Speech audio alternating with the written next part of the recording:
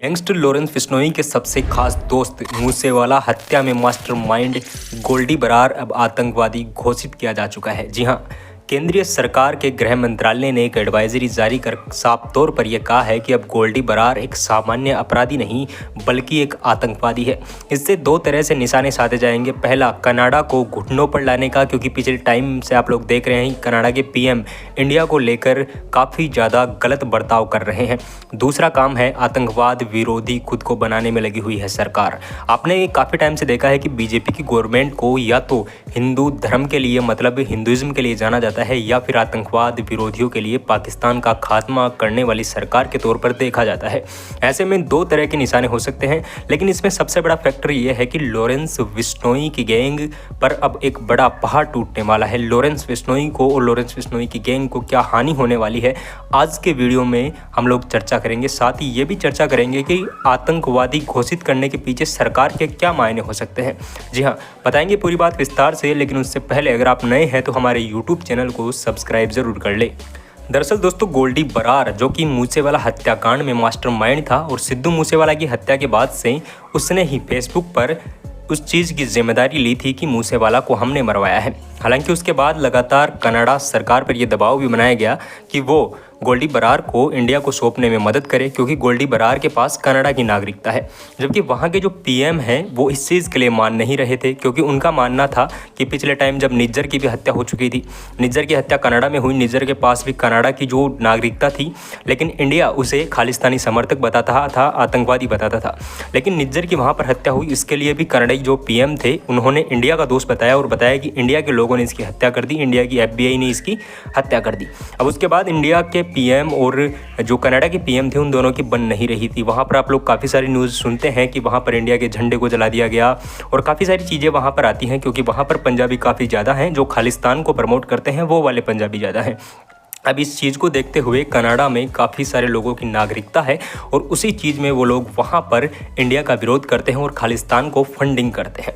अब पहली चीज़ तो गवर्नमेंट ने ये की कि गवर्नमेंट ने अब कनाडा में मतलब बैठे हुए गोल्डी बरार को आतंकवादी घोषित कर दिया, जिसकी वजह से अब आतंकवादी घोषित करने के बाद सबसे पहली चीज़ क्या होती है कि आतंकवादी जैसे ही किसी आदमी को घोषित किया जाता है तो उस पर पूरे वर्ल्ड का जो वैश्विक जो संस्थाएं होती है, पूरे देश के जो पूरे भी विश्व के जितने देश होते हैं उन सब का दबाव रहता है कि वो जो भी आतंकवादी है उसको वहाँ की सरकार इंडिया को सौंपे। तो सबसे पहली बात तो ये है कि कनाडा में एक आतंकवादी है और वो जो इसका नाम गोल्डी बरार है वो कनाडा की नागरिकता लिए हुए कनाडा में बैठा है। अब कनाडा तो इस चीज़ के लिए मना कर नहीं सकता। दूसरी चीज़, सरकार ने खुद को आतंकवाद विरोधी सरकार बनाने में एक बड़ा कदम यहाँ पर देखा जा रहा है। दरअसल दोस्तों, जब हम बीजेपी गवर्नमेंट का नाम सुनते हैं तो राम मंदिर, हिंदू धर्म से जुड़ा हुआ कई सारे मुद्दे, कई सारे बयान ऐसे आते हैं। और दूसरी चीज़, पाकिस्तान की खिलाफत में ऐसे कई सारे बयान आते हैं जिसमें ये लगता है कि बीजेपी गवर्नमेंट हिंदुइज्म को प्रमोट कर रही है, साथ ही वो आतंकवाद की विरोध भी कर रही है। ऐसे में सरकार को भी इस चीज़ का प्रॉफिट होने वाला है कि सरकार की भी छवि आतंकवाद विरोधी बनने वाली है। साथ ही काफ़ी सारे देश जो हैं वो इस मामले में इंडिया का साथ देंगे। गोल्डी बरार का जल्द इंडिया में डिपोर्ट हो सकता है, इंडिया में प्रत्यर्पण उसका हो सकता है। अब बात करते हैं कि आखिर लॉरेंस बिश्नोई की गैंग पर इस चीज़ का क्या प्रभाव पड़ेगा। तो मैं आपको बता दूँ कि लॉरेंस बिश्नोई में की पूरी गैंग में जिसका जो सरदार है लॉरेंस बिश्नोई, उससे भी ऊपर गोल्डी बरार है। जब सिद्धू मूसेवाला की इस मामले में हत्या हुई तब से लेकर आज तक जाँच जारी है। सिद्धू मूसेवाले के पिता जो हैं वो सिद्धू मूसेवाला को जस्टिस दिलाने के लिए भी काम कर रहे हैं। लेकिन इस मामले में सबसे बड़ी फैक्टर ये देखा जाता है कि सिद्धू मूसेवाले के पिता जो हैं वो गृह मंत्री अमित शाह से भी मिले थे। उसके बाद भी उन्होंने आश्वासन दिया कि इनके साथ न्याय ज़रूर होगा। लेकिन दोस्तों, एक सबसे बड़ा फैक्टर जो यहाँ पर यह देखा जा रहा है कि लॉरेंस बिश्नोई गैंग का एक सबसे बड़ा मजबूत स्तंभ गोल्डी बरार जा चुका है, क्योंकि सिद्धू मूसेवाला की हत्या के बाद से गोल्डी बरार पर दबाव था, वो यहाँ से वहाँ भाग रहा था। अब गोल्डी बरार बच कैसे सकता है उस चीज़ पर भी बात कर लेते हैं। अब सबसे बड़ी बचने की बात गोल्डी बरार के पास ये रहेगी कि अगर वो वहाँ से मतलब कनाडा से भी अगर वो फरार हो जाए तब तो वो वहाँ से बच सकता है, अंडरग्राउंड हो जाए तो वो वहाँ से बच सकता है। लेकिन दोस्तों, ऐसी कई सारी खबरें आ रही हैं कि लॉरेंस बिश्नोई की गैंग भी इस पर भी अब सामत आने वाली है। गृह मंत्रालय से रिपोर्ट भी जारी हो चुकी है। हालांकि पिछली कई चीज़ों में हमने ये न्यूज़ भी सुनी थी कि लॉरेंस बिश्नोई और काफ़ी सारे जितने भी बड़े गैंगस्टर हैं उनको या तो अंडमान निकोबार की सेलुलर जेल में भेजा जाएगा, जहाँ पर पहले कभी स्वतंत्रता सेनानियों को काले पानी की सज़ा दी जाती थी, या फिर इन सब को डिब्रूगढ़, असम की जो डिब्रूगढ़ जेल है, जो काफ़ी खूंखार जेल है, वहाँ पर इन लोगों को बेचा जाएगा।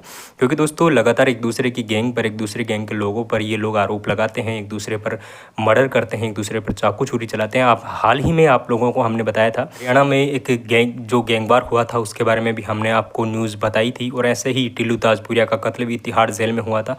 जब देश की सबसे बड़ी तिहाड़ जेल ही इस मामले में सुरक्षित नहीं है, तो फिर बाकी की जेल कैसे हैं? तो इस चीज़ को ध्यान में रखते हुए गृह मंत्रालय ने और NIA के पेशकश पर एक एडवाइजरी जारी की थी कि इन जितने भी सारे गैंगस्टर जो मोस्ट वांटेड है, जैसे नीरज भवाना और ये लॉरेंस बिश्नोई हो गया, ये संपत नेहरा हो गया, रोहित गोदारा हो गया, इतने सारे जितने भी गैंगस्टर जो इंडिया में आज के टाइम पे बंद हैं, उन सारों को या तो असम की डिब्रूगढ़ जेल में भेजा जाए या फिर अंडमान निकोबार की सेलुलर जेल में भेजा जाए। क्योंकि ये जेल में बैठे बैठे भी अपने नेटवर्क का इस्तेमाल करते हैं। लॉरेंस बिश्नोई के जेल में बैठे बैठे जेमर्स में, जहाँ पर नेट और इंटरनेट नहीं चल सकता, वहाँ से भी इसके इंटरव्यू आ जाते हैं। हालांकि हाईकोर्ट अब इस मामले में सख्त है, सरकार भी इस मामले में सख्त है। NIA ने की लगातार कार्रवाई चालू हो रही है और जारी भी है। ऐसे में नई नई खबरें आ रही हैं और अब लॉरेंस बिश्नोई के साथ ही गोल्डी बरार को आतंकवादी घोषित कर ही दिया गया है। ऐसे में अब जैसे ही कोई नई खबर आती है, हम लोग आपके लिए अपने व्यूज़ भी लाएंगे, साथ ही वो न्यूज़ भी आप लोग तक लेके आएंगे। ऐसी ही अमेजिंग खबरें देखने के लिए आप हमारे यूट्यूब चैनल को सब्सक्राइब जरूर कर लीजिए। Thank you.